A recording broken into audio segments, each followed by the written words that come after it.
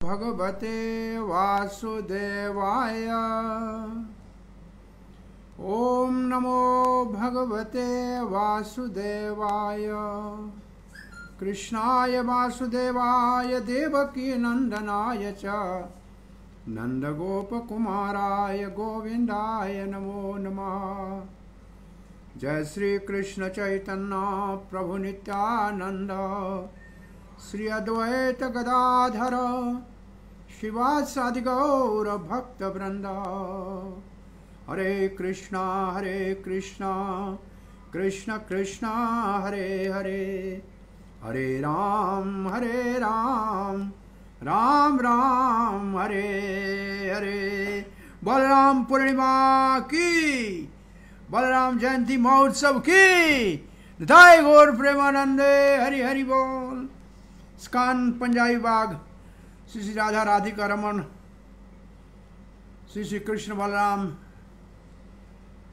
श्री गौर निताय जगन्नाथ बलदेव सुभद्रा श्री प्रभुपाद के चरण कमलों में प्रणाम करते हुए भक्तों के प्रसन्नता के लिए बलराम जयंती के शुभ अवसर पे रक्षाबंधन के दिन, रक्षा का मतलब है सबकी रक्षा करना, और ये रक्षा सबकी करने वाले हैं बलराम जी। कैसे रक्षा करेंगे? भगवान की भक्ति में लगाकर। तो बलराम जी का संकर्षण का मंत्र भागवत के 6ठे स्कंद के 16वें अध्याय के 18वें 19वें श्लोक में नारद जी ने ये मंत्र दिया है बलराम जी की उपासना का। 6, 8 और 6, 16, 18, 19। और ये चित्रकेतु इस मंत्र का पाठ करके बलराम जी का साक्षात्कार किया केवल 2 सप्ताह में। तो आइए इस मंत्र का पहले श्रवण करते हैं। पहले दिन प्रार्थना, तो प्रार्थना से काम शुरू करते हैं। ओम नमो तुभ्यं भगवते वासुदेवाय धीमहि प्रद्युम्नाय अनिरुद्धाय नमः संकर्षणाय च नमो विज्ञानमूर्ताय परमानंदमूर्तये आत्मा रामाय शांताय निवृत्त द्वैत दृष्टये। ये मंत्र नारद जी ने भगवान बलराम जी के साक्षात्कार के लिए चित्रकेतु को दिया था। और चित्रकेतु को बलराम जी के इस साक्षात्कार के बाद क्या अनुभूति हुई और क्या शिक्षा वो दे रहे हैं, ये हम थोड़ी देर के बाद सुनेंगे। तो यहाँ ओम नमो भगवते तुभ्यम, ओम नमस्तुभ्यम भगवते, ओम नमस्तुभ्यम भगवते। प्रभुपाद जी लिखते हैं ये ओम जो है प्रणव है, ये भगवान श्री कृष्ण है सारे वैदिक साहित्य में। और यहाँ बलराम जी को प्रणाम करते हैं। वासुदेवाय धीमहि, हमारी बुद्धि वासुदेव में लगे। ये भागवत के पहले मंगलाचरण में भी धीमहि है और ऊपर ओम नमो भगवते वासुदेवाय है। प्रद्युम्नाय अनिरुद्धाय, ये चतुर्व्यूह पहले संकृष्ण महासंकृष्ण बलराम जी से निकलते हैं। नमः संकृष्णाय च नमो विज्ञान मूर्तये, विज्ञान की मूर्ति है बलराम। इसका मतलब जिस विज्ञान, प्रभुपाद जी कहते हैं विज्ञान है भक्ति, ज्ञान है शास्त्र का और विज्ञान है भक्ति। तो ये भक्ति की मूर्ति है। इसका मतलब भगवान, प्रभुपाद जी का एक लेक्चर श्रील प्रभुपाद जी ने 77 में दिया, 77 में प्रभुपाद जी ने ये लेक्चर दिया भुवनेश्वर में। और इस लेक्चर में प्रभुपाद जी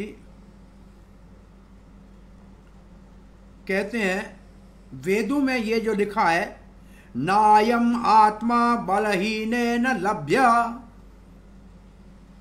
न ही आत्मा न अयम आत्मा बलहीनेन लभ्य।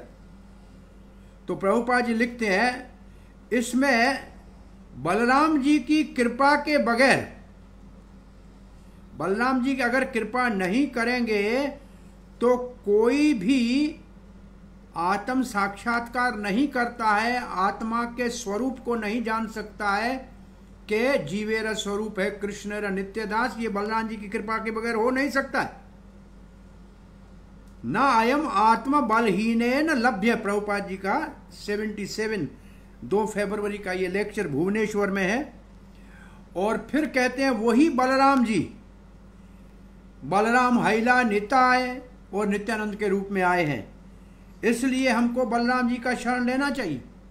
प्रभुपाद जी का ये प्रवचन यहाँ है। तो यहाँ विज्ञान मूर्ति है, विज्ञान की मूर्ति है।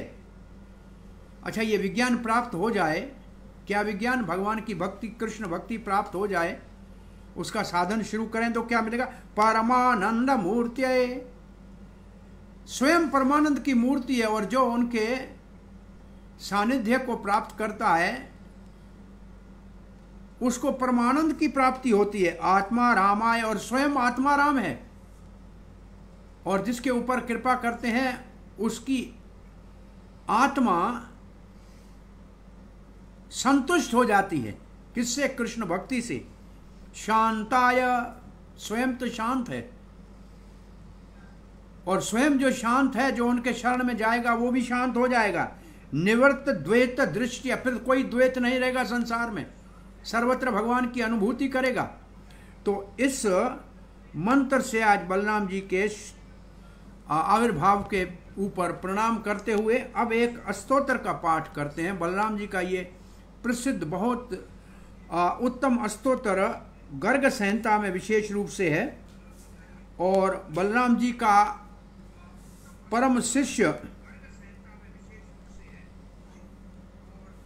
दुर्योधन बलराम जी का शिष्य है। असल में दुर्योधन असुर नहीं है, बलराम जी के साथ ही भगवत धाम से लीला में भाग लेने के लिए आया।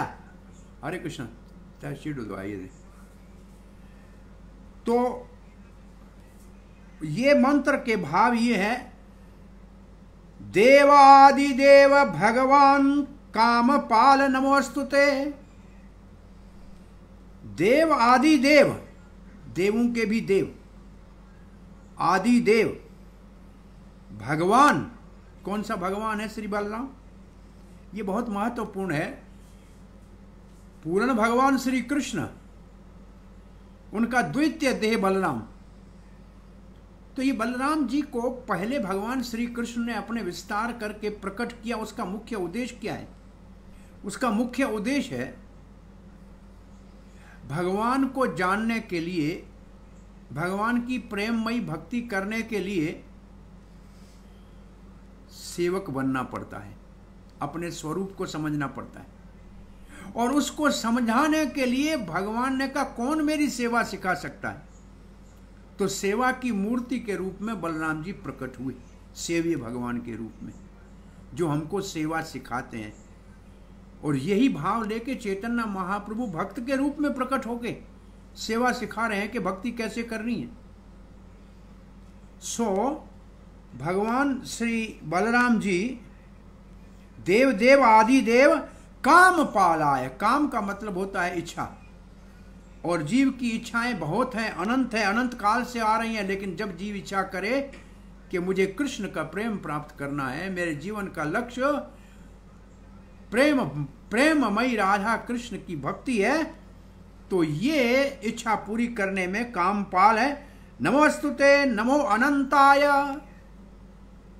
अनंत है, ये अनंत है। जैसे अनंत का एक तो स्वरूप है जो सारी इस भूमंडल को धारण करते हैं, और ये एक अनंत है, भगवान की अनंत प्रकार से सेवा करते हैं। भौतिक जगत की सृष्टि का कार्य हो या आध्यात्मिक जगत का सारा संरक्षण, वहां तो सृष्टि नहीं होती है, वहां उसका जो है मेंटेनेंस होता है। भौतिक जगत के उत्पत्ति का कार्य करना हो या आध्यात्मिक जगत का सारा पालन करना हो, या सब रूप से भगवान श्री कृष्ण की सेवा करनी हो, ये सारा अनंत काम करता है। और शेष, यहां लिखा है अनंताय शेषाय। शेष का अर्थ क्या है? शेष का अर्थ है जब ये सृष्टि भी एक बार विलीन हो जाती है तो जो शेष बच जाता है, जो शेष बच जाता है, जो जिसके ऊपर भगवान शयन करते हैं, ये शेष भगवान का आसन है। ये शेष भगवान के सारे ही सामग्री जिससे भगवान भगवान के धाम से लेके भगवान की सारी सामग्री शेष का विस्तार है। ये शांत भाव में बलराम जी श्री कृष्ण की सेवा करते हैं, ये शेष है। और शेष का एक अर्थ ये, जो कार्य विशेष रूप से भगवान श्री कृष्ण का तो कोई कार्य नहीं है, वो तो गोलोक में बांसुरी बजाते हैं, गोपाल और गौ और गोप और गोपियों उनके साथ बहुत आनंद से, आनंदाम बुद्धिवर्धनाम, वहाँ तो आनंद में रहते हैं। तो बाकी शेष काम जो है वो कौन करता है? वो शेष सारे काम ये बलराम जी शेष हैं, ये सब शेष कार्य करते हैं। शेष कार्य सारे बलराम करते हैं। कभी हाँ कहते हैं भगवान श्री कृष्ण तो सीता के और रामचंद्र तो सीता के साथ प्रेम से विहार कर रहे थे, शेष कार्य शूर्पणखा का नाक काटना था, तो ये काम शेष को करना पड़ा। तो ऐसे बहुत से शेष काम हैं जो शेष जी करते हैं। देवादिदेव भगवान काम पाल नमोस्तुते, नमो अनंताय शेषाय साक्षात रामाय। साक्षात रामाय, अब साक्षात राम है, राम का मतलब आनंद है। और भगवान श्री बलराम जी के प्रकट्य से पहले जब सातवें देवकी के उदर में बलराम जी प्रवेश हुए, क्यों? आसन बनाने के लिए, क्योंकि भगवान को आना है। और उस वक्त भगवान ने देवी को आवाहन करके गोलोक धाम में कहा, देवी ये नित्य रोहिणी का ये जो संकृष्ण मेरा धाम है, ये रोहिणी का नित्य सुत है, इसको देवकी के उदर से आकर्षण करके ले जाकर रोहिणी के उदर में स्थापित करो। और आप ये कार्य करोगी, क्योंकि एक उदर से दूसरे उदर में ले जाओगी, इसका नाम संकृष्ण हो जाएगा, क्योंकि खींच के ले जाओगी। और दूसरा, ये अनंत आनंद देगा सबको, इसलिए इसका नाम राम होगा। और ये बड़ा बलशाली होगा, इसके लिए इसका नाम बलभद्र होगा। 3 नाम भगवान ने पहले देवी को बता दिए। परम पूज्य राधा गोविंद स्वामी महाराज कहा करते हैं, लोग कभी कभी ऐसे कहते हैं कि पहले बलराम राम जी का जन्म हुआ तो राम बड़ा हुआ, कृष्ण बाद में आए तो कृष्ण छोटे हुए, तो ऐसे बलराम पहले जन्म ले रहा है तो बलराम बड़ा हो गया, कृष्ण छोटा हो गया। अरे कृष्ण तो परम पुरुष भगवान है, इसलिए नामकरण संस्कार करके, नामकरण संस्कार कौन करता है? गुरु करता है। तो नामकरण संस्कार करके ही बलराम जी को पहले भेज दिया संसार के अंदर सारी सेवा करने के लिए। तो रोहिणी के यहाँ बलराम जी का प्रकट्य आज के दिन गोकुल में हुआ। गोकुल में जब रोहिणी गर्भवती थी तो अक्रूर काका घोड़ी के ऊपर चढ़ा के नंद बाबा के घर में उनको सुरक्षित छोड़ के आया था, क्योंकि नंद बाबा और वसुदेव ये आपस में भाई हैं। इनका दोनों का पिता सूरसेन वसुदेव का पिता और पर्जन्य नंद बाबा का पिता, ये दोनों सके भाई हैं। इनका पिता है देवमीड़, ये पूरा वंश ऊपर से देवमीड़, उसका वैश्य पत्नी से पुत्र हुआ पर्जन्य और क्षत्रिय पत्नी से पुत्र हुआ सूरसेन। और सूरसेन के यहाँ वसुदेव का जन्म हुआ और पर्जन्य के यहाँ 5 भाइयों में नंद बीज का भाई इसका जन्म हुआ। तो इनसे बहुत बड़ा संबंध था, तो उनके घर में इनको छोड़ दिया। और फिर गर्ग आचार्य ने नाम रखते समय कहा कि ये देवकी के ये बलराम जी के उधर भी 3 यही नाम रखे, गर्ग आचार्य ने यही नाम रखे। कहा कि इसका नाम संकृष्ण इसलिए होगा कि ये 2 परिवारों के बीच में सेतु बनेगा, ये यदुवंश के बीच में और आप गोपों के वंश में बीच में सेतु बनेगा, दोनों को जोड़ के रखेगा। और संकर्षण का एक अद्भुत अर्थ ये है कि जीवों को खींच खींच के भगवान श्री कृष्ण के चरणों में लाएगा, भगवान की भक्ति में लगाएगा, इसके लिए इसका नाम संकर्षण होगा। तो यहां लिखा है साक्षात रामाय ते नमः, आपको नमस्कार करते हैं। आज के दिन बलराम जी को नमस्कार करना चाहिए। अब दूसरे श्लोक में कहते हैं धरा धराय, धरा धराय, धरा कहते हैं धरती को, इसको जो धारण करता है, ये सारी पृथ्वी को अनंत शेष के रूप में धारण करता है।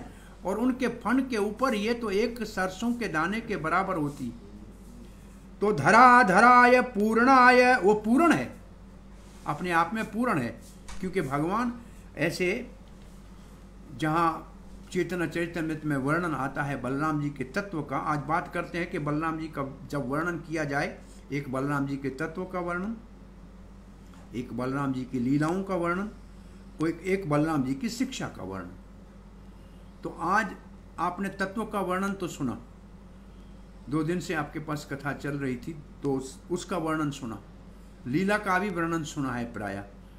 तो हम शिक्षाओं का वर्णन, 2 श्लोकों में शिक्षा है 6ठे स्कंद में, उसका वर्णन करेंगे, लेकिन ये स्तोत्र पढ़ने के बाद। तो इस स्तोत्र में कहते हैं धरा धराय पूर्णाय, भगवान पूर्ण है। बात हम कह रहे थे पूर्ण की, हमको याद इसलिए आई कि वहां तत्व में बताया कि कृष्ण का प्रथम विस्तार बलराम है। दोनों में केवल तत्व का भेद नहीं है, रंग का भेद है। कृष्ण श्याम सुंदर है और बलराम जी गौर सुंदर है, गोरा है, उसका रंग केवल गोरा है और कोई अंतर नहीं है। वो तो दूध की फेन जैसा उसका रंग है, वो शरद पूर्णिमा की चंद्रमा जैसा उनका रंग है। इस बात के ऊपर एक बार कुंभ मेला इलाहाबाद में मधुद्वेष स्वामी और जिन्होंने गोविंदा आदि पुरुष गाया है अपनी जमुना देवी के बीच में बात हो रही थी कि देखो चैतन्य चरितमृत में लिखा है कृष्ण बलराम में कोई अंतर नहीं है, केवल रंग का अंतर है, तत्व तो एक ही है। तो जमुना देवी ने कहा नहीं अंतर है, नहीं, बोला नहीं अंतर कोई नहीं है, दोनों बराबर हैं, देखो लिखा है अच्छी तरह। बोला ये अंतर है कि राधा रानी के साथ रास विहार तो कृष्ण कर सकता है, बलराम जी तो नहीं कर सकते। अच्छा ये बात भी ठीक है।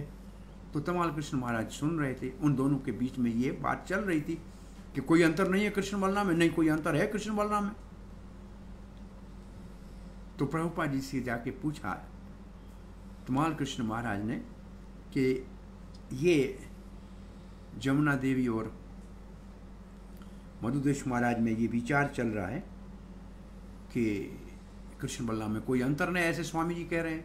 प्रभुपाद सही है, चैतन्य चरितमृत में लिखा है दोनों बराबर हैं, केवल रंग का अंतर है, एक गोरा है और एक सांवला है। बोले नहीं, जमुना देवी कहती है रास तो कृष्ण के साथ राधा के साथ कृष्ण ही कर सकता है, बलराम जी नहीं कर सकते हैं। बोला ये भी सच है।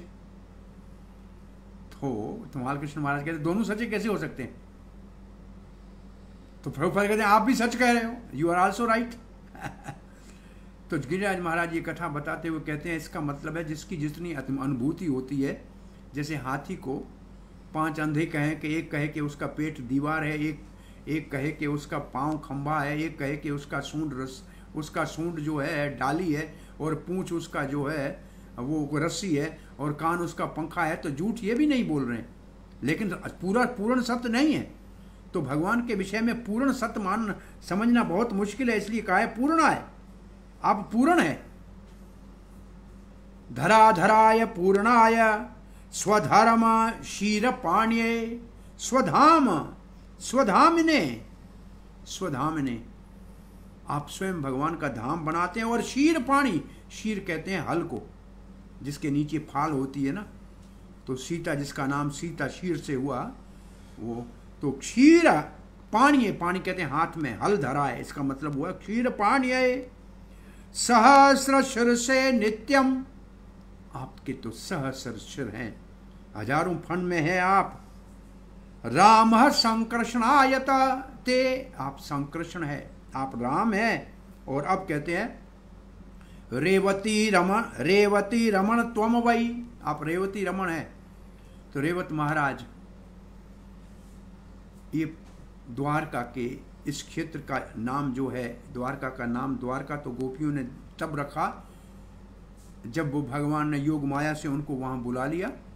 और सुबह जब उठी बड़े हाल में तो कुछ नहीं देखा, रात दरवाज़ा नहीं देखा, बोला द्वार कहाँ है, द्वार कहाँ है, तो द्वारका हो गया। इसका पुराना नाम है कुशस्थली। और एक और नाम जो है वो है अनर्त देश। अनर्त देश अनर्त महाराज के नाम के पीछे है, जो शरियाती महाराज सूर्यवंश के उनके पुत्र हैं। और कुशस्थली ये ये रेवत महाराज के वंश में कोई ऐसे हैं, इसलिए रेवत महाराज जब चले गए थे ब्रह्मा जी के पास अपनी पुत्री रेवती के विवाह के लिए, तो ब्रह्मा जी गंधर्वों का गान सुन रहे था। कुछ समय बीतने के बाद पूछा कि किसके साथ विवाह करें, तो बोला जिनका आप नाम ले रहे हैं वो तो सारे इस वक्त धरती से, उनका वंश ही पूरा समाप्त हो गया, लेकिन आपकी रेवती का नित्य पति बलभद्र इस वक्त द्वारका में विराजमान है, उसके साथ विवाह करो। तो महाराज रेवती को लाए, और रेवती और बलराम जी का विवाह जहाँ हुआ है, ये गिरनार पर्वत में दामोदर कुंड से ऊपर एक स्थान है जहाँ कृष्ण बलराम का मंदिर है, और ऊपर लिखा है रेवती और बलराम का विवाह स्थल। तो यहाँ लिखा है रेवती रमण, जैसे हम राधा रमण कहते हैं, ये रेवती रमण है। जैसे राम जी को कहेंगे सीता रमण, और रमा रमण है, रमा रमण कहेंगे तो लक्ष्मी नारायण हो जाएगा। रेवती रमण त्वं वै बलदेव अच्युत अग्रज। बलदेव, ये बल के आदि देव, अच्युत अग्रज, अच्युत श्री कृष्ण, उसके अग्रज बड़े भाई हैं आप। अच्युत अग्रज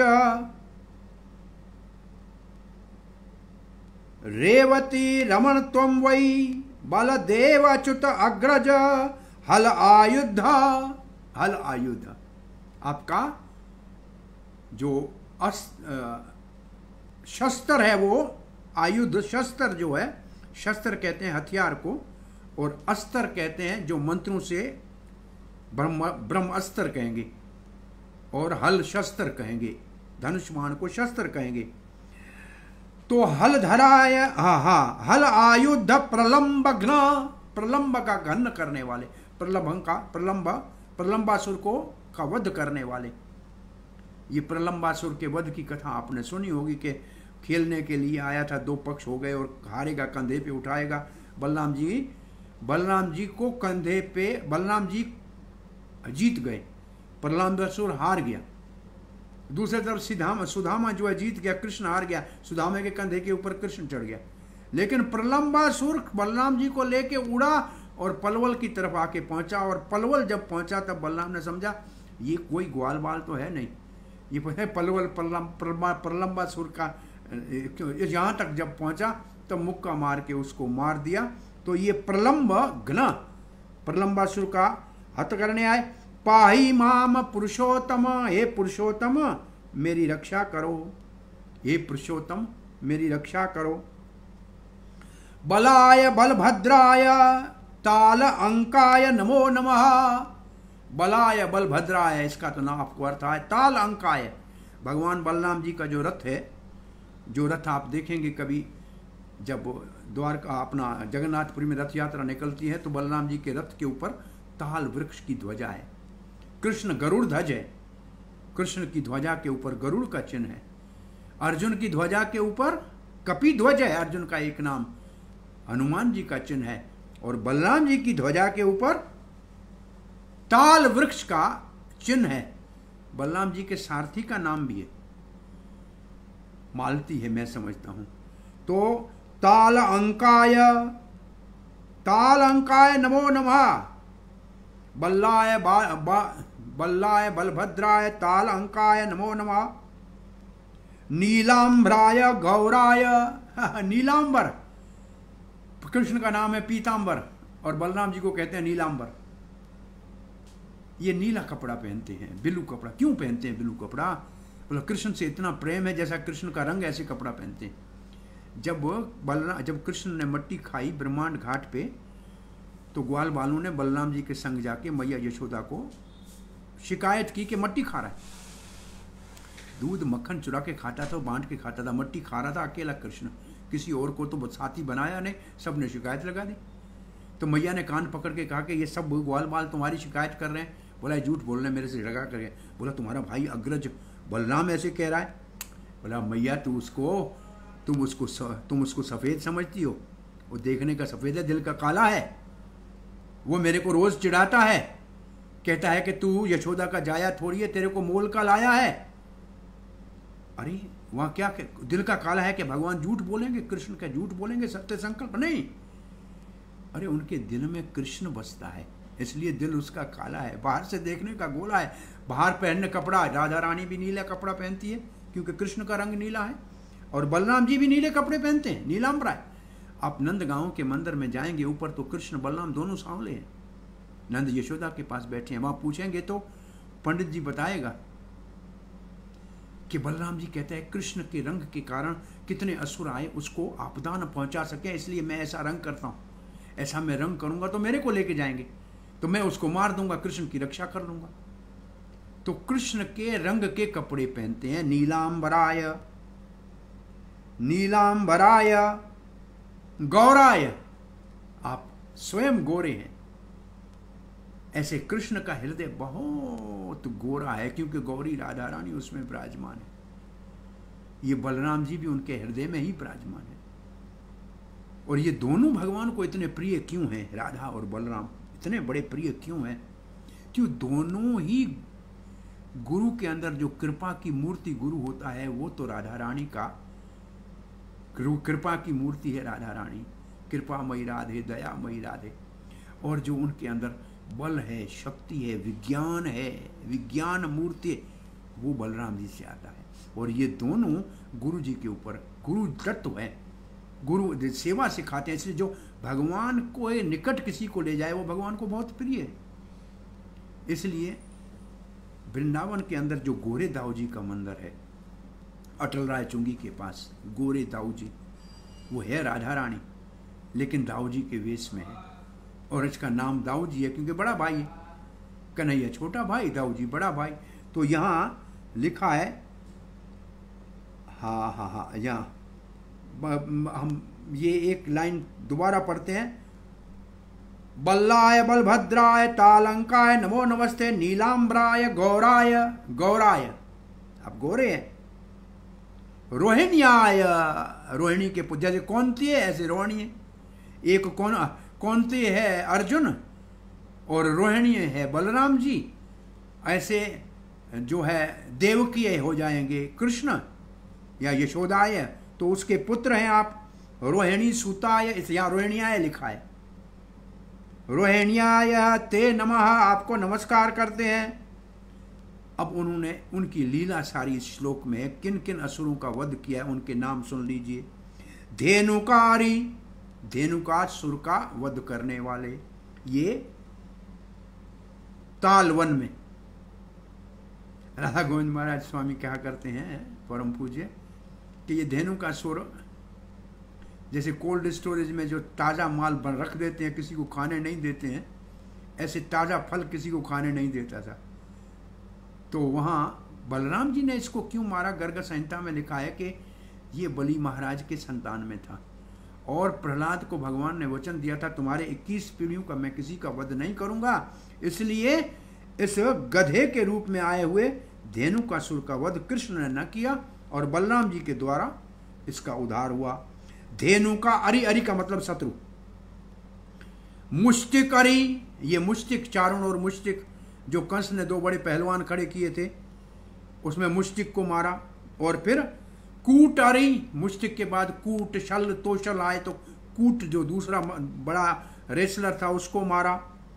बलवंत, बलवल अंतक, ये बलवल नाम का एक राक्षस, जहां बुलंद शहर अभी है, ये बुलंद शहर, यहाँ बलवल नाम का राक्षस। और अलवल अलीगढ़ में। और नैमिषारण्य में जब गए थे बलराम जी यात्रा के समय, तो ऋषियों ने कहा ये बलवल हमको बहुत परेशान करता है, तो भगवान ने बलवल का अंत किया, तो उनका नाम है बलवल अंतक। रुक्मी अरिही, रुक्मी रुक्मणी का भाई है। इस रुक्मी को बलराम जी ने कृष्ण से, जब कृष्ण ने उसको बांध के कुरूप कर दिया था, बोला छोड़ दीजिए, साले को थोड़ी कोई ऐसे करता है। लेकिन जब अनिरुद्ध का विवाह करने के लिए रुक्मी के वहां गए और जब चौपट रांद खेलने लगे, तो उस वक्त ये रुक्मी और उस समय राजा था ओडिशा का, उत्कल का, वो कहने लगे अरे ग्वाले हैं, इसको क्या पता खेल कैसे करते हैं, ये तो राजाओं का खेल है। बलराम जी को क्रोध आया, उठाया अपना हल और मूसल और रुक्मी का कर दिया उधार। तो यहाँ लिखा है रुक्मी अरी, और ये दो नाम है, ये आप ढूंढना कौन है ये। कूपकर्ण अरी, कूपकर्ण बड़े कान वाला कौन है जिसको मारा था, देख लेना कौन है, मेरे को मालूम नहीं। और कुंभ और कुंभंद अरी, और कुंभंद को मारा था। ये दो और असुर हैं, किन किन, कूटकर्ण और कुंभंद अरी। तो हम ए वही, आप ही तो इन सब का उद्धार करने वाले हैं। कालंदी कालंदी भेदनो असी त्वम, कालिंदी जमुना का भेदन किया। ये शेरगढ़ में जाते हैं तो जमुना कई धाराओं में 2 महीने के लिए बलराम जब ब्रज में आए थे और अपने पक्ष की गोपियों के संग जब यहाँ विहार कर रहे थे तो जमुना में विहार करने की इच्छा हुई, जमुना नहीं आई तो बलदेव ने हल से जमुना को वहाँ खींचा है। तो इसलिए उनको कहते हैं कालिंदी भेदाय, कालिंदी का भेदन करने वाले। कालिंदी भेदनो अस्ति त्वम हस्तनापुर कर्कश, हस्तनापुर कर्कश, ये सांबा जाम्बवती का पुत्र लक्ष्मणा दुर्योधन की पुत्री का स्वयंवर से अपहरण कर दिया, जा रहा था। कौरव की सेना ने उसको बंदी बना दिया। यदुवंशियों को पता लगा तो बलराम ने कहा हमारे संबंधी लड़ाई नहीं करें, मैं जाता हूं, उनको समझा लूंगा, दुर्योधन मेरा शिष्य है। लेकिन जब वो बलराम जी कुछ यदुवंशी श्रेष्ठ के साथ बात किया तो बोला आप यदुवंशियों को राज करने का अधिकार नहीं है। हमने कुंती को अपने पांडवों ने लेकर पांडु के यहाँ तुम्हारे को सम्मान दिया और तुम पांव की जूती सर के ऊपर बैठना चाहते हो। बलराम जी को क्रोध आया कि ये लातों के भूत बातों से मानने वाले नहीं। बलराम जी ने हल से हस्तनापुर को खींच के जमुना में डालना चाहा। हस्तना संकृष्ण आया, खींच के डालने लगे, हाहाकार मच गई। सारे यदुवंशी बलराम जी की शरण में आए और जो जाम्बवती सुत सांबा को दुर्योधन की बेटी लक्ष्मणा विवाह कर दे दी। कालिंदी भेदनो असि त्वम हस्तनापुर कर्कश, कर्कश और द्वेदारी एक बार बच गया था। कौन? वो द्रविड़ गोला, वो द्रविड़ कौन था ये? देखो इसको कहते हैं भाव भक्ति में कोई होता है वहां से नीचे पतन हो जाता है। कब? जब किसी वैष्णव का अपराध करता है। ये राम जी की सेना में था, वानर राज, वानरों का बड़ा, वहां ये कुछ राक्षसियों को किसको छेड़ रहा था तो लक्ष्मण जी ने मना किया तो ये लक्ष्मण जी का अपमान कर दिया, इसलिए दूसरे जन्म में वो राक्षस हो गया, द्रविड़ असुरों के संग में चला गया और बलराम जी ने इनका उद्धार किया। तो द्रविड़ारी और यादवेंद्रो, यादवेंद्र, यादवों में आप इंद्र की तरह बड़ा श्रेष्ठ पूजनीय है और यादवों का केवल पूजनीय नहीं है, यादवेंद्रो। और यादवेंद्र के बाद क्या लिखा है देखे, विरज मंडल मंडित, केवल यादवों के अंदर आप इंद्र नहीं है, आप ब्रज मंडल में मंडित हैं। ब्रज मंडल में मंडित है का मतलब कोई सुंदरता ब्रज मंडल की आप कृष्ण, और भगवान श्री कृष्ण बलराम जी से जब जा रहे हैं साथ ब्राह्मण के यज्ञ से पहले, तो बलराम जी को कहते हैं ये पेड़ देखो, ये झुक झुक के आपके चरणों में प्रणाम कर रहे हैं, ये तो इन ब्राह्मणों से अच्छे हैं, अपना फल, अपना फूल, अपना सब कुछ आपको दे देते हैं बलराम जी। तो बलराम जी की भगवान, कभी कभी बलराम जी खेल में थक जाते थे, किसी गोप के गोद में सर रख के सोते थे तो कृष्ण बैठ के उनके चरण दबाते थे, बड़े भाई है ना, तो कभी ये लीला भी करते थे। तो यहां लिखा है विरज मंडल मंडित, विरज मंडल मंडन, और फिर आगे कंस भ्रातृ प्रसंतसी, कंस भ्रातृ प्रसंत प्रहंतसी, कंस को तो भगवान श्री कृष्ण ने मारा, लेकिन कंस के भाई जब आए सबको बलराम जी ने मार दिया।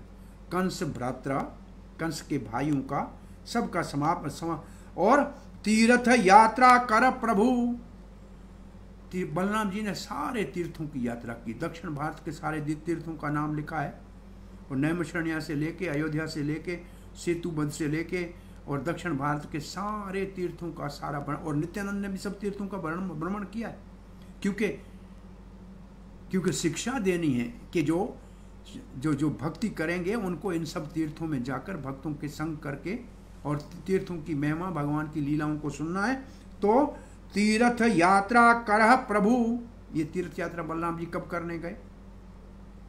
कौरवों पांडवों के बीच में युद्ध का जब निर्णय हो चुका, तो इन्होंने कहा कि ये हमारे दोनों संबंधी हैं, इनके बीच में हम युद्ध में भाग नहीं लेंगे, मैं मध्यस्थ हो जाता हूँ, मैं दोनों के और कृष्ण ने तो पहले ही बलराम अर्जुन के सारथी बनने का उनको वचन दे दिया है, तो मैं कोई कृष्ण के सामने तो लड़ नहीं सकता, इसलिए मैं तीर्थ यात्रा पे जाता हूँ। भगवान कहते हैं देखो, धर्म अधर्म में कोई निरपेक्ष नहीं हो सकता है, बोला तो तीर्थ यात्रा पे जाता हूँ। और तीर्थ यात्रा में चले भी गए, और नैमिषारण्य में जाके रोमहर्षण बेचारे सूता को मार दिया, उठा नहीं तो उसको मार दिया। पहला ही काम तीर्थ यात्रा में ये किया।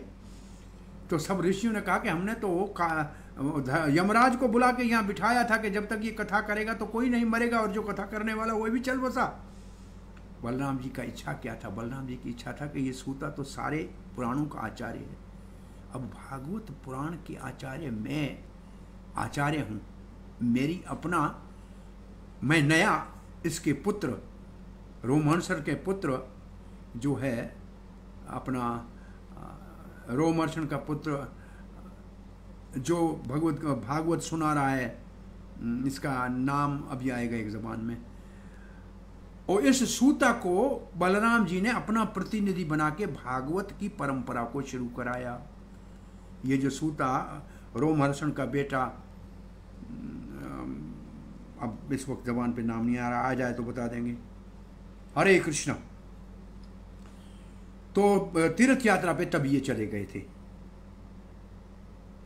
तीर्थ यात्रा कर प्रभो दुर्योधन गुरु साक्षात, दुर्योधन के गुरु हैं। और दुर्योधन के गुरु कब बने और क्या सिखाया? गदा युद्ध सिखाया। कहाँ सिखाया? काशी में जाके सिखाया। कब सिखाया? जब समंतक मणि नहीं मिल रही थी और कृष्ण ढूंढ रहा था, तो बलराम जी ने कहा आप ढूंढिए, मैं चला जा रहा हूँ। और उस वक्त मणि कहाँ थी? मणि अक्रूर लेके बनारस में, काशी में जो है वहाँ दान पुण्य कर रहा था, सबका भंडारा कर रहा था। उस वक्त बलराम जी यहाँ से चले गए थे और उन्होंने जाके दुर्योधन को वहाँ युद्ध सिखाया था। तो दुर्योधन गुरु साक्षात पाही पाही प्रभु अतः, हम हमारी रक्षा कीजिए बलराम जी, हमारी रक्षा कीजिए। जय जय अच्युत देव परात पर, जय हो आपकी जय हो अच्युत देव परात पर, सारे देवताओं में परम आपकी जय हो, आपकी जय हो। स्वयं अनंत दिक अनंत गत श्रुतये, आप स्वयं अनंत दिक सबको रास्ता दिखाने वाले हैं, आपकी जय हो। आप सभी दिशाओं में जा सकते हैं और सबके लिए श्रुत, सबको भगवान के गुण सुनाते हैं और सब भगवान के गुण आपसे सुनते हैं। और कहते हैं आज तक अनंत मुखों से अनंत शेष भगवान के गुणगान कर रहे हैं, लेकिन अभी तक पूरे हुए नहीं है, क्या कुछ भी नहीं हुए। तो श्रुत है सुर मुनिंद्र फणिंद्र, सुर देवता, मुनिंद्र मुनि, फणिंद्र सांप, चरायते उन सब के आप स्वामी हो। मूसलिनी हलिनी, मूसलिनी बलिनी हलिनी नमः, आपका नाम मूसलधर भी है, हलधर भी है और बलभद्र भी है, आपको हमारा नमस्कार है। और यहाँ ये पूरा होता है। अब इस पाठ पढ़ने से क्या लाभ होता है इसकी बात लिखी हुई है। तो ये पाठ हमने इसलिए आज किया कि इसमें बलराम जी के सारे लीला हैं। अब 2 श्लोकों में बलराम जी का शिक्षा, उसका वर्णन सुनते हैं। ये बलराम जी की शिक्षा का वर्णन है 6ठा स्कंद 11वां अध्याय और 22 और 23 श्लोक। कि बलराम जी की शिक्षाएं आज हम सुन लें तो अच्छा है। ये संकर्षण की शिक्षाएं कौन बता रहा है? जिसने नारद से बलराम जी को प्राप्त करने का मंत्र जपा और बलराम जी का साक्षात्कार किया, और उसके बाद अहंकार थोड़ा बच गया, क्योंकि बलराम अहंकार के, संकर्षण अहंकार के देव हैं, आदि देव हैं। अहंकार को भाव के स्तर के ऊपर पहुंचने के बाद भी पार्वती का अपमान हुआ किया, और इसके कारण वीरतासुर बने। अब अहंकार समाप्त हो गया और तत्काल भाव भक्ति प्रकट हो गई। तब वो इंद्र को कह रहा है, कौन कह रहा है? वीरतासुर कह रहा है, जो बलराम जी का भक्त है। पुंशान 22वां श्लोक है, पुंशाम कीलय कांत धीयाम स्वकानाम, जिस व्यक्ति को भगवान जो केवल आपका शरण लेता है, आप में बुद्धि लगाता है, उसको आप अपना मान लेते हो। तो भगवान अपना किसको मानते हैं? स्व का नाम। अपना किसको मानते हैं? जो अपनी बुद्धि भगवान में पूर्ण रूप से, एक भगवान में, कील एक, केवल आप में जो अपनी बुद्धि लगाता है। अरे आपने तो मांगा है मुझे बुद्धि में बिठाओ, भगवत गीता में तो आपने कहा है बुद्धि में मुझे बिठाओ। ऐसा एक भीष्म पितामह है, कहता है मेरी बुद्धि कृष्ण में आपको अर्पण करता हूँ। और यहाँ वीरतासुर कहता है जिसकी बुद्धि भगवान में लगी है उसको भगवान अपना मान लेते हैं। यह संपदो, उसको नहीं देते हैं। जिसको अपना मानते हैं उसको नहीं देते हैं। क्या नहीं देते हैं? संपदो दिवी भूमो रसायाम, न तो देवलोक की संपत्ति देते हैं, न धरती की संपत्ति देते हैं भूलोक की, और न नीचे के रसातल लोक की संपत्ति देते हैं। कोई संपत्ति नहीं देते। क्यों? क्योंकि संपत्ति देने से क्या होता है? नराती नहीं देते हैं। क्यों नहीं देते हैं? क्योंकि इस संपत्ति जिसके पास इन तीनों की होती है उसके ये दुख होते हैं। कौन से दुख होता है? यदि द्वेष है, दूसरे द्वेष करेंगे कि इसके पास धन है तो उसके शत्रु बनेंगे। उद्वेग, उद्वेग करेंगे, इसका मतलब दूसरे जो है दुखी हो जाएंगे उसको संपत्ति देखकर। आदि, आदि व्याधि, आदि कहते हैं आदि का मन की चिंता, व्याधि शरीर की चिंता, तो बहुत चिंता रहेगी, धन आएगा तो कहाँ चला न जाए। और मद, और धन का हो जाएगा नशा। और सबसे बड़ा नशा नारद जी कहते हैं सुंदरता का नशा हो, या विद्या का नशा हो, या उच्च कुल का नशा हो, और चौथा होता है धन का नशा। इन चारों में धन का नशा सबसे बड़ा खतरनाक है। कली, और कली का मतलब झगड़ा, कलह होगा। जहां धन होगा वहां झगड़ा होगा, आपस में परिवार में भी झगड़ा होगा, मित्र बंधु में भी झगड़ा होगा। व्यसनम, व्यसन का मतलब नशा। जैसे धन है तो नशा हो जाएगा और उसके बगैर रह नहीं सकेगा। और अगर कहीं चला गया तो बहुत बड़ा दुख होगा। संप्रयास, और बहुत प्रयास करना पड़ेगा उसको बचाने का। इसलिए भगवान अपने भक्तों को ये देता ही नहीं है। किसको? जिसको अपना मानता है। ये बलराम जी की शिक्षा भक्तों के लिए बहुत लाभदायक है कि भक्तों को इन सब चीज़ों की कोई आवश्यकता नहीं। ये चीज़ें भक्तों के काम की नहीं है। ये सब चीज़ें भगवान की सेवा में लगाने के लिए आए तो कोई बात नहीं। फिर वो लक्ष्मी जो है, कहते हैं कच्चे भक्त को भगवान देते नहीं है, और पक्के भक्त के पास किसी चीज़ की कमी रहती नहीं। क्यों? क्योंकि पक्का अपने लिए नहीं, भगवान की सेवा में लगाता है। तो इसका कभी ये अर्थ नहीं समझना चाहिए कि भगवान के भक्तों को संपत्ति नहीं होती। जब कच्चा भक्त है, संपत्ति से अहंकार आएगा, मद आएगा, द्वेष आएगा, तो उसकी भक्ति में बाधा पड़ जाएगी। और प्रभुपाद जी की तरह पक्का भक्त है तो जितनी संपत्ति आई भगवान की सेवा में लगा दी, तो पूरी दुनिया के अंदर इतना बड़ा आध्यात्मिक आंदोलन स्थापित हो गया। तो एक तो ये है कि बलराम जी की शिक्षा, और दूसरा ये श्लोक पढ़ लीजिए 23वां। त्रैवरगी कायास विघातुम अस्मात्। 3 वर्ग, धर्म अर्थ काम, इसकी आशा ही जड़ से उखाड़ देते हैं बलराम जी। नहीं चाहिए। पति विदधते पुरुषस्य शक्र, शक्र कहते हैं इंद्र को। 100 अश्वमेध यज्ञ करने वाला कहलाता है शक्र। हे शक्र,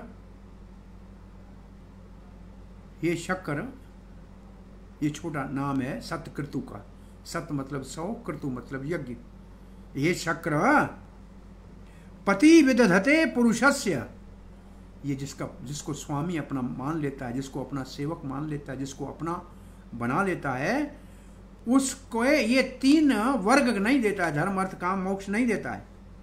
ततो अनुमयो भगवत प्रसादो, और वो अपनी कृपा उसको देता है, उसको देता है अपनी कृपा। यो दुर्लभ हो, वो बहुत दुर्लभ है, किसी और को नहीं देते। किसको देते हैं? अकिंचन गोचर अन्य ही, अन्य को नहीं देते हैं। ये जो अकिंचन गोचर है, अकिंचन का मतलब जिसका धन केवल गोविंद है, उसके अलावा कोई धन नहीं है दुनिया का, किसी की अपनी संपत्ति नहीं मानता है। मैं और मेरा छोड़ दिया है, ममता हो गई अति भगवान में, अति ममत्व भगवान में हो गया है, भगवान मेरा है। ये श्लोक जब कह रहा था तो जैसे लग रहा था कि वृत्तासुर को सामने बलराम जी दिख रहे और बलराम जी की शिक्षा को पढ़ रहा है और पढ़ के सबको सुना रहा है। और ये शिक्षा सुनने के बाद साक्षात भगवान को देख के 4 श्लोक जो वृत्तासुर ने कहे हैं, वो भक्ति का बहुत सुंदर निरूपण है। और पहला तो स्वरूप का श्लोक है, धर्म क्या है भक्त का। तो क्या धर्म अर्थ काम भक्त के पास है? भक्त का धर्म क्या है? दास दास अनुदास, कब मैं दासों के दास बनूंगा, ये भक्त का धर्म है। भूयाद, कब भगवान मैं आपके दासों का दास बनूंगा। भूयाद क्यों कह दिया? बोला सीधा भगवान संकर्षण का दास तो बना, लेकिन फिर भी अपराध हो गया। अब तो भक्तों का दास बनूंगा तो मेरी सुरक्षा हो जाएगी, रक्षा हो जाएगी। तो ये भक्तों का विशेष धर्म है। तो यहाँ ये 2 श्लोक बलराम जी की शिक्षा के हैं। अब अगर अपने पास समय है तो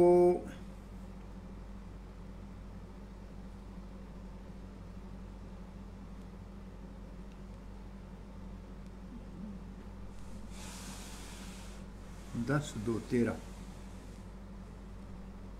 10 1 8। हरे कृष्ण।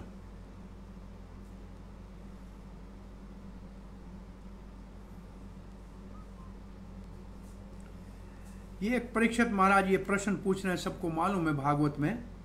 रोहिण्या स्तन्यः प्रोक्तो, आपने बताया कि बलराम जी रोहिणी का पुत्र है। राम संकरणस्त्वया, आपने बताया संकर्षण बलराम रोहिणी का पुत्र है। देवक्या गर्भ संबंध, आपने देवकी के गर्भ के साथ इसका संबंध बताया। कुतो देहांतरम, बिना शरीर छोड़े के दोनों का पुत्र कैसे हो जाएगा। ये परीक्षित महाराज ने प्रश्न पूछा है, विशेष रूप से कृष्ण के और बलराम जी का ब्रज के लीलाओं का विशेष रूप से वर्णन सुनने के लिए।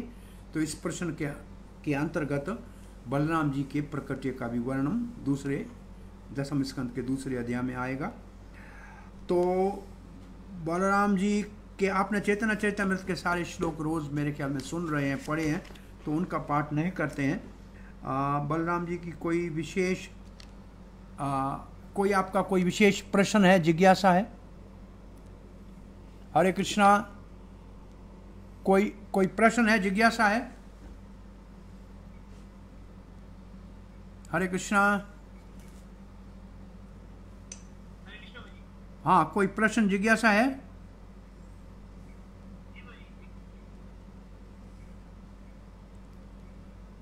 मैं सोच रहा था आपके पास रोज बलराम कथा हो रही है, कहीं रिपीटेशन ना हो जाए।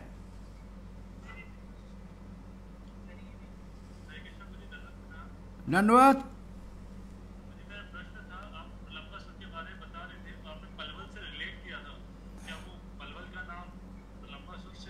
मैंने किसी महात्मा का पढ़ा है, लेकिन संभव है, ऐसे लगता है कि पलवलांबासुर यहाँ तक आया था। जैसे बलवल को लिखा है बुलंदशहर के बलवल को वहाँ मारा, यहाँ रहता था इसी क्षेत्र में। अलवल और बलवल, अलवल अलीगढ़ और बलवल बुलंदशहर में, ऐसे संभवतः ऐसे नाम मैंने पढ़े हैं कहीं।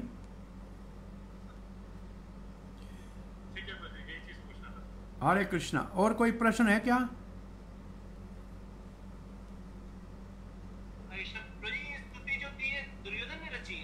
नहीं, दुर्योधन ने रची नहीं है, दुर्योधन ने पूछी है। और ऋषि का नाम है, जिस ऋषि ने इस ऋषि का नाम भी इसमें लिखा है, जिस ऋषि ने ये स्तोत्र लिखा है ऋषि का नाम है, और इसमें मेरे पास नहीं है इस वक्त, पांड्रिक पर्त्रिक ऐसे कुछ ऋषि है गर्ग संहिता में, जिसने ये स्तोत्र कहा है। इसको बहुत प्रसिद्ध स्तोत्र बलराम जी के, और भी 2-4 हैं, लेकिन ये बहुत प्रसिद्ध गर्ग संहिता में कई साल मैंने पहले पढ़ा था, तो आज इसको देखा हमने, कहा चलो इसके अंदर पूरा बलराम जी की लीला का वर्णन है।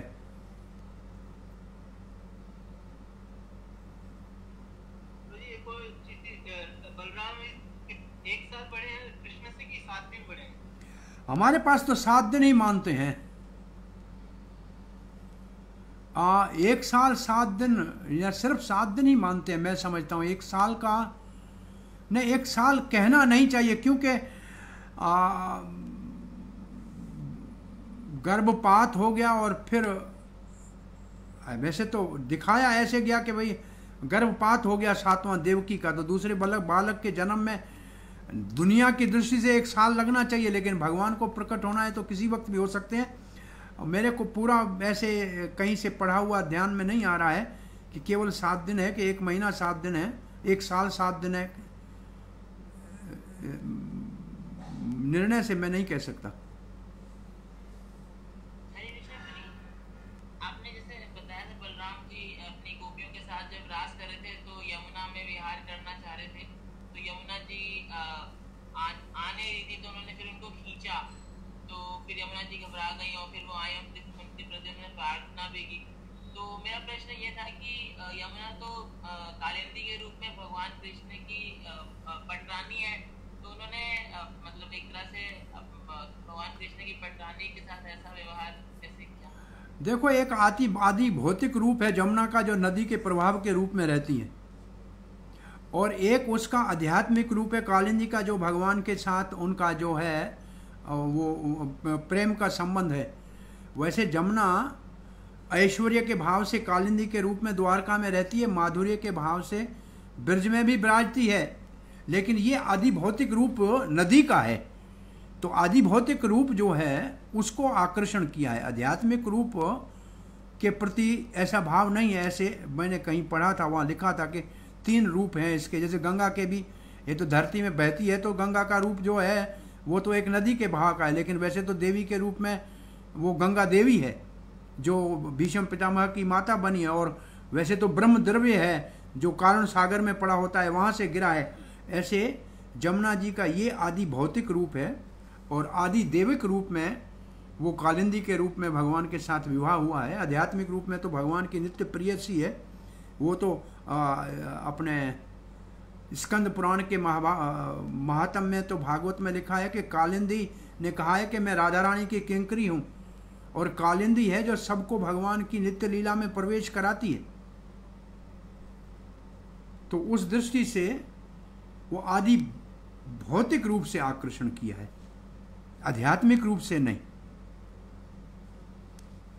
मुझे एक प्रश्न और था कि जैसे बलराम जी के शिष्य हैं दुर्योधन, तो मतलब भगवान बलराम जी को दुर्योधन एक तरह से प्रिय है, लेकिन हम देखते हैं कि भगवान कृष्ण को मतलब ऐसे प्रिय नहीं है, तो ये ऐसे विरोधाभास कैसे है? वो लीला करनी थी। अब देखो, भीष्म पितामह भगवान श्री कृष्ण को प्रिय है, फिर भी दुर्योधन की तरफ से लड़ रहे हैं, तो कभी कभी ऐसे कार्य करके भी प्रभुपाद जी लिखते हैं भगवान को प्रसन्न किया जा सकता है, क्योंकि दुर्योधन ये नहीं करता तो असुरों का संहार कैसे होता सबका। असुरों का संहार कराने के लिए किसी को उस तरफ करना ही पड़ेगा।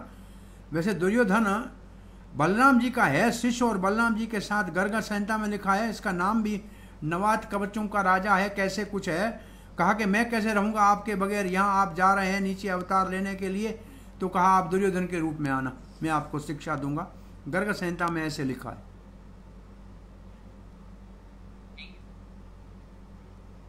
एक प्रश्न और, तो मुझे जो रेवती है वो बलराम जी की नित्य संगिनी है, तो क्या ये गोकुल में भी रेवती जी रहती है? हाँ, गोकुल में दाऊ जी के मंदिर में रेवती जी विराजमान है, वहाँ रेवती रमन के रूप में बलराम जी वहाँ विराजमान है। तो यहाँ लिखा है नित्य रूप से जो कहते हैं, ये बात एक सिद्ध है, जैसे भगवान श्री कृष्ण स्वयं भगवान ब्रज छोड़ के कभी जाते नहीं हैं, ऐसे महासंकृषण बलराम जी का जो आदि रूप है वो ब्रज से कहीं जाता नहीं, क्योंकि यहाँ भगवान रहेंगे कृष्ण तो उनकी लीला में सहायक के रूप से बलराम जी को तो वहाँ रहना ही रहना है कि नहीं रहना है, वो तो वहाँ रहेंगे ही रहेंगे। पांचों रसों में बलराम जी श्री कृष्ण की सेवा करते हैं। शांत रस में तो उसकी सारी सामग्री बनते हैं, दास रस में तो हमेशा उनके सेवक के रूप में कभी चरण भी दबाते हैं, वात्सल्य रस में तो बड़े भाई के रूप में रक्षा करते हैं, माधुर्य रस में तो अनंग मंजरी के रूप में प्रेम भी करते हैं। सभी रसों में बलराम जी भगवान की सेवा करते हैं। तो ब्रज में तो नित्य रहते हैं, ब्रज से ये भी बाहर नहीं जाते। वो जैसे कृष्ण का भाव में, ऐश्वर्य भाव में वहां गए तो ठीक है, माधुर्य भाव में तो यहीं रहते। तो जी एक ऑनलाइन प्रश्न आया, संजय त्यागी जी ने पूछा है। हाँ जी बोलिए। कि बलराम जी और राधा जी दोनों चाहते हैं कि जीव जो है कृष्ण की सेवा करे। हाँ जी, उन दोनों में अंतर क्या है कि ऐसा लगता है दोनों सेम ही कार्य कर रहे हैं गुरु की।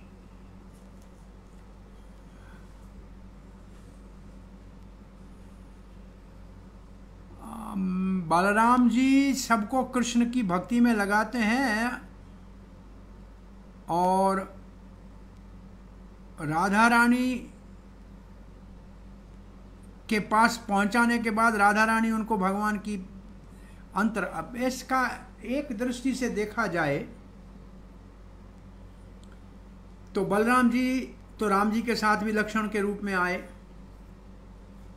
बाद में भी आए हैं नित्यानंद के रूप में अपनी जगह पे। राधा रानी तो कृष्ण से अलग कहीं नहीं है। तो एक दृष्टि से अगर देखा जाए तो बलराम जी भगवान की भक्ति में लगाते हैं, कृष्ण भक्ति में लगाते हैं तो राम भक्ति में भी लगाएंगे, और मतलब वैकुंठ की भक्ति भी दे सकते हैं। लेकिन राधा रानी के अनुगत होने से केवल और केवल और केवल गोलोक वृंदावन की भक्ति मिलती है। ये एक हमारा जिसको कहा जाए एजुकेटेड कहा जाए या अंदाजा ये है कि ब्रज भाव की भक्ति वो तो राधा रानी केवल दे सकती है कृष्ण, और भक्ति सामान्य भक्ति जो है वो और ब्रज की भक्ति भी बलराम जी दे सकते हैं, क्योंकि ब्रज में रहे हैं और ब्रज नित्य ब्रजवासी हैं। लेकिन फिर भी दोनों में अंतर है, कोई निश्चित रूप से कुछ सूक्ष्म अंतर जरूर है। और क्या सूक्ष्म और अंतर हो सकता है? असुरों का एक का भी वध राधा रानी ने नहीं किया है। बलराम जी ने बहुत असुरों का वध किया है। तो जो करुणा और कृपा की मूर्ति है वो राधा रानी है। वो तो पापी तापी किसी का भी उद्धार करने के लिए तैयार रहती है। बलराम जी फिर भी असुरों का संहार आदि भगवान की और लीलाओं में भाग लेते हैं। तो इस तरीके से राधा रानी और बलराम जी में तत्व का भी अंतर है। राधा रानी भगवान की अंतरंग शक्ति की स्वरूप है और बलराम जी जो है विष्णु तत्व है। तो दोनों के तत्व में बहुत बड़ा अंतर है। बलराम जी विष्णु तत्व हुए और राधा रानी शक्ति तत्व हुई। तो ये सबसे बड़ा अंतर है। और शक्ति तत्व जो है वो भक्ति को देने में बहुत बड़ी प्रवीण है, और विष्णु तत्व जो है वो जैसे भगवान है, जब मेरा शरण लोगे तब मैं आपको रक्षा करूंगा। तो ये थोड़ा सा अंतर दोनों में है निश्चित रूप से। और क्या सूक्ष्म अंतर है, तत्व का अंतर तो समझ में बिल्कुल स्पष्ट आ रहा है। और सृष्टि आदि करना ये काम तो राधा रानी की छाया रूप में दुर्गा करती है, राधा रानी स्वयं नहीं करती। लेकिन बलराम जी तो स्वयं सृष्टि के कार्य में अपना विस्तार करते हैं। राधा रानी ऐसा कहा जाए कि जो बलराम जी बहुत कृपा करके आगे भेजेंगे उनको राधा रानी भगवान की सेवा में लगाएगी। वो विशेष रूप से जिसको कहा जाए कि ब्रज की सेवा में लगाएगी, ऐसा एक अंदाज़ा लगाया जा सकता है। लेकिन ऐसा इस तरीके से कभी विचार किया नहीं है। हरे कृष्ण। धन्यवाद प्रभु जी, प्रणाम आपको। दंडवत, धन्यवाद, प्रणाम। Thank you very much. तो ये प्रश्न है हाँ जी, कि वर्णन आता है कि बलराम जी भी अपनी रासलीला करते हैं। हाँ जी, बलराम जी पूर्ण सेवक हैं, मूल सेवक हैं। तो इसको कैसे समझे कि ये कृष्ण की प्रसन्नता के लिए कर रहे हैं रासलीला? उनकी अपनी गोपियां हैं, उनके साथ रासलीला कर रहे हैं। उनकी गोपियां अलग है और कृष्ण की गोपियां अलग है। और एक बार तो दोनों की गोपियां अपने साथ थी, वो कृष्ण की अपने साथ और बलराम जी के अपने साथ। उस वक्त तो शंखचूड़ आया था, तब सब गोपियों ने चिल्लाया तो भगवान शंखचूड़ के पीछे गए और बलराम जी ने गोपियों का रक्षा किया। शंखचूड़ की मणि निकाल के बलराम जी को भगवान ने दी। तो ये अपना अपना व्यवहार है इनका। भाई भगवान वो भी है, भगवान वो दोनों भगवान है। एक सेवा सिखाता है और एक सेवा लेता है। लेकिन जो सेवा सिखाता है वो अगर मानो कि किसी को रास की सेवा सिखानी है तो उसको वो स्वयं तो भगवान ही है, वो नकल नहीं कर रहे हैं, वो उनका स्वरूप है। लेकिन उनकी रास का वर्णन है और उनकी अलग गोपियां हैं, ये भी वर्णन है।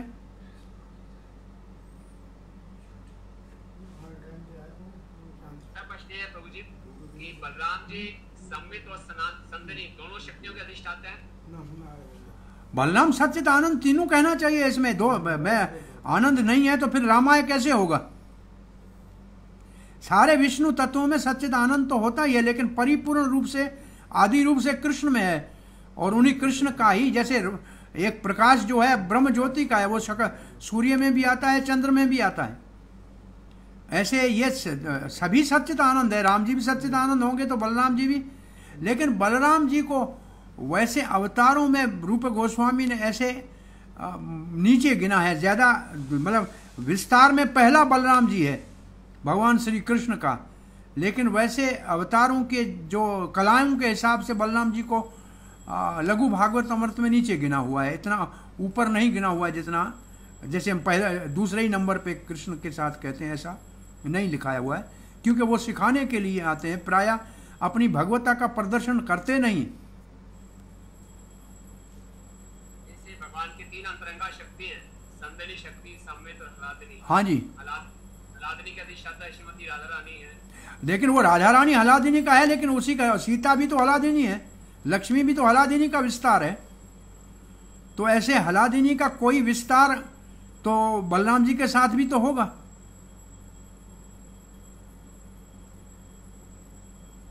नहीं होगा तो रासलीला कैसे करेंगे? संवित और संदनी शक्ति का अधिष्ठाता बलराम जी को माना जाए। अच्छा, इन दोनों का बलराम जी है और इनका अधिष्ठाता बलराम जी अलग, तो कृष्ण की नहीं है क्या? ये सबका स्रोत कृष्ण है। उसके बाद कितनी मात्रा में किस अवतार में है, उस मात्रा से उस अवतार की गणना की जाए कि इसकी इतनी कला है, इतनी कला है। लेकिन आनंद वाली शक्ति, ऐसा आप कहें कि हलादिनी शक्ति, सतचित्त आनंद, आनंद हलादिनी शक्ति के कारण है। और बलराम जी का नाम ही रामाय है तो आनंद ही देता है, तो नहीं होगी हलादिनी शक्ति। हमको ये समझ में नहीं आ रहा है, कहीं लिखा है आचार्यों की टीका में तो संभवतः उसको समझना चाहिए। मैं ये नहीं कह रहा कि आनंद नहीं है, लेकिन ऐसा कहा जाता है कि वो संवित और संदनी शक्ति के अधिष्ठाता हैं। और राधा रानी जी एक दृष्टि से देखा जाए तो संवित शक्ति है जो भगवान श्री कृष्ण का बोध कराती है। तो भगवान श्री कृष्ण के विषय में जानकारी और विज्ञान देना ये बलराम जी के माध्यम से होता है। उस दृष्टि से और संवित और जो संदनी है वो है अस्तित्व, सारा धाम आदि, वो बलराम जी अधिष्ठाता उस दृष्टि से हैं तो ठीक है, वो उस दृष्टि से हैं तो ठीक है। लेकिन आनंद का जो राधा रानी अभिव्यक्ति करती है या हलादिनी की, उसके ऊपर बलराम जी का अस्तित्व नहीं है, ऐसा भी हो सकता है।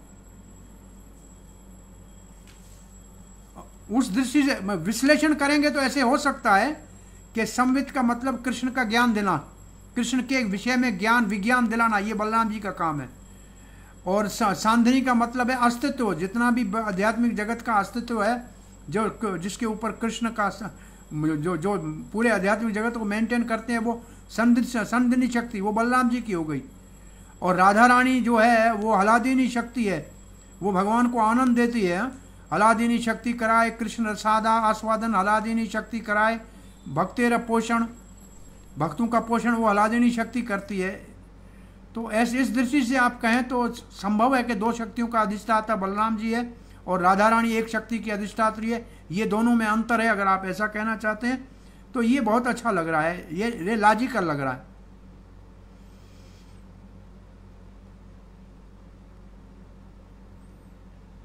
हरे कृष्णा।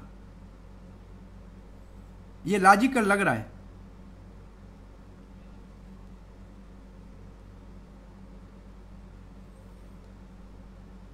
हरे कृष्णा, धन्यवाद। बलराम जयंती की